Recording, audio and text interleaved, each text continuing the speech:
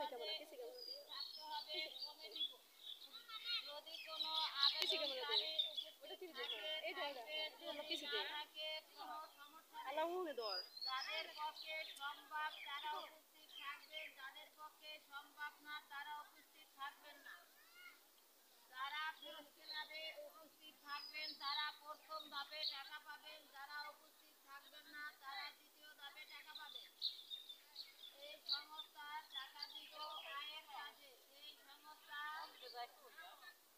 ব্যয়ের কাজে টাকা দিবে না। এইটা কিন্তু এনজিও না, ব্যাংক না, ব্র্যাক না, এইটা হলো আমাদের টাকা আমরা ফেরত চাই।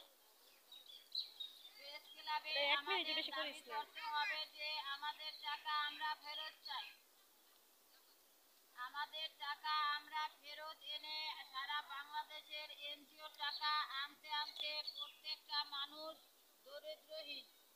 দুই একটা ফ্যামিলি ভালো আছে, কিছু ফ্যামিলি ঘর ছাড়া, কিছু ফ্যামিলি বাড়ি ছাড়া, কিছু ফ্যামিলি এনজিও টাকা আনতে আনতে জালে আটকে গেছে। তারা কিন্তু এখনো বোঝে না।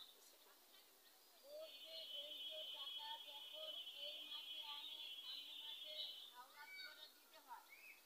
এনজিওরা কিন্তু টাকার জন্য এসে টাকা ছাড়া বাড়ি থেকে বের হয় না। এই কারণে অহিংস গণপ্রস্থান বাংলাদেশে কাজ করছে সারা বাংলাদেশে 18 কোটি জনগণের মাঝে। এই টাকা হলো 18 কোটি জনগণের। এই টাকা আপনার আমার, এই টাকা প্রত্যেকটা জনগণের। এই টাকা স্বামী আলাদা নিতে পারবে, স্ত্রী আলাদা নিতে পারবে, ছাত্রছাত্রীরা আলাদা নিতে পারবে। ছাত্রছাত্রী কিছু ছাত্রছাত্রী মাথায় মেধা আছে, বাবা মায় পড়ার খরচ দিতে পারে না।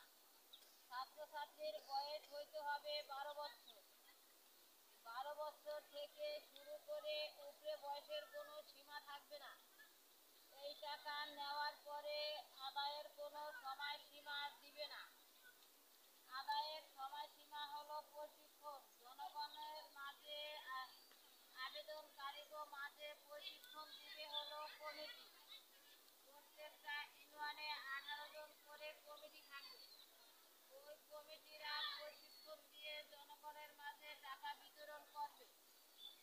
যেই কাজে আয় হয় ওই কাজে এই সংস্থা টাকা দিবে, যেই কাজে আয় হয় না ওই কাজে এই সংস্থা টাকা দিবে না। এই সংস্থা দুর্নীতির টাকা, অবৈধ টাকা উদ্ধার করে সারা বাংলাদেশের জনগণ ভালো থাকার জন্য, ভালো খাবারের জন্য এই কাজ করছে। যদি আমরা নিজেই দুর্নীতি করি তাহলে কি চলবে? এই কারণে